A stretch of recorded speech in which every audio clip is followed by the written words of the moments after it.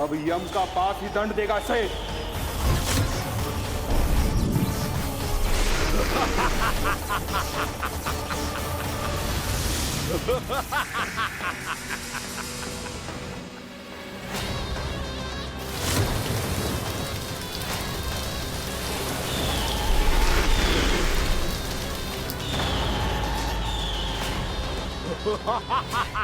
तूने जल की धार को भले ही काट दिया हो दुष्ट, पर हिम में धार नहीं होती।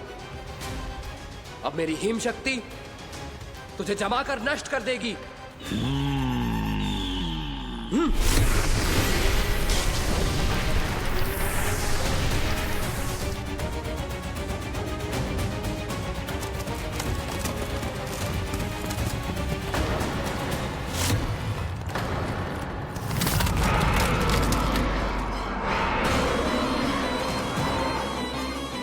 चंद्र, वरुण, यम, अग्नि, इंद्र, तुम में से कोई भी इस योग्य नहीं है कि मुझे पराजित कर पाए और इस विष्णु अवतार की रक्षा कर पाए।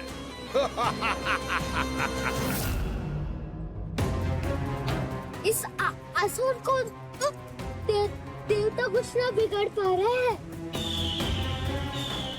अब क्या होगा खाने का? बकासुर, मैं अपनी किरणों की ताप से तुझे छल्दी छल्दी कर दूंगा।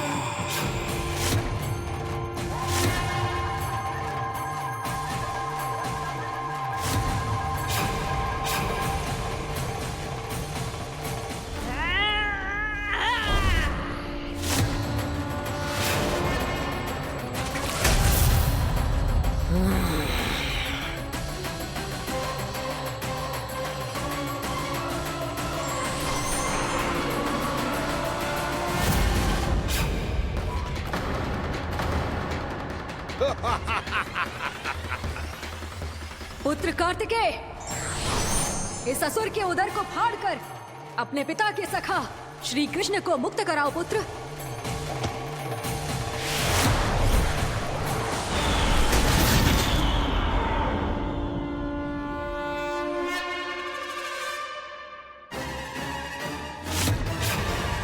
मैंने कहा था, तुम में से कोई भी मेरा बाल भी बांका नहीं कर पाएगा।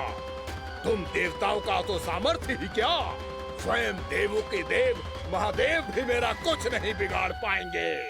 कृष्ण को अपने उदर में ही पचा जाऊंगा मैं।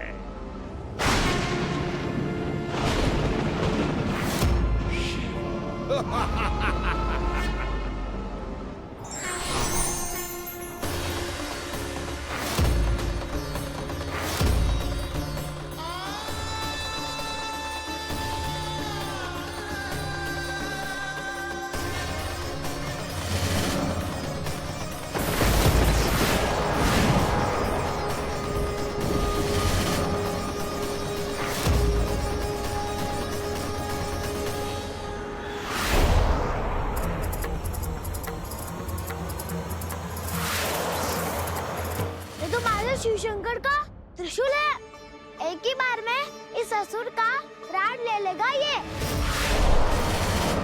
हाँ, महादेव का त्रिशूल।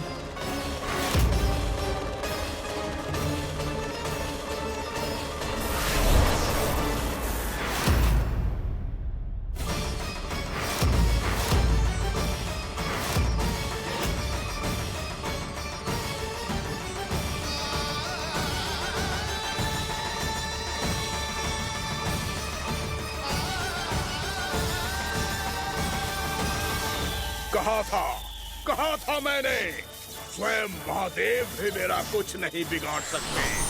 अजय हूं मैं, अजय।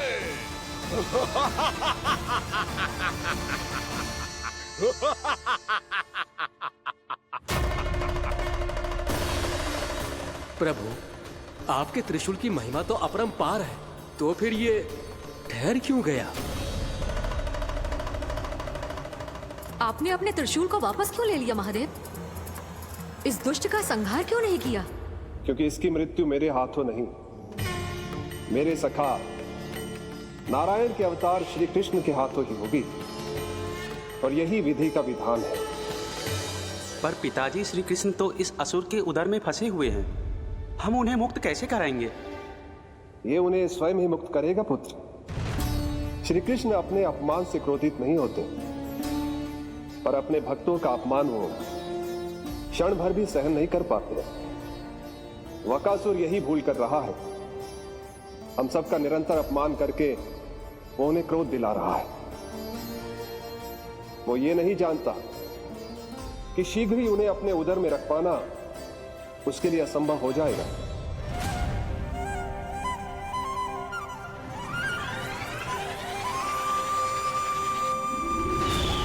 क्या हुआ महादेव? पराजित होकर भी मुस्कुरा रहे हैं। पर अब तो महादेव कहलाने के भी योग्य नहीं रहे आप। असफल देवताओं की इस अयोग्य सेना को लेकर चले जाइए यहाँ से। ना ये मेरा सामना कर सकते हैं और ना ही आप। मेरी शक्ति के सामने आप अक्षम हैं महादेव।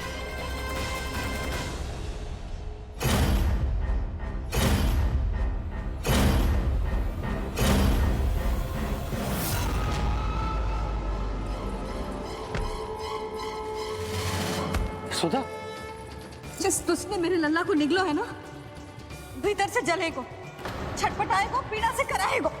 जिस दुष्ट ने मेरे लल्ला को निगलो है ना, भीतर से जलेगो, छटपटाएगो, पीड़ा से कराएगो। ये क्या हो रहा है मुझे?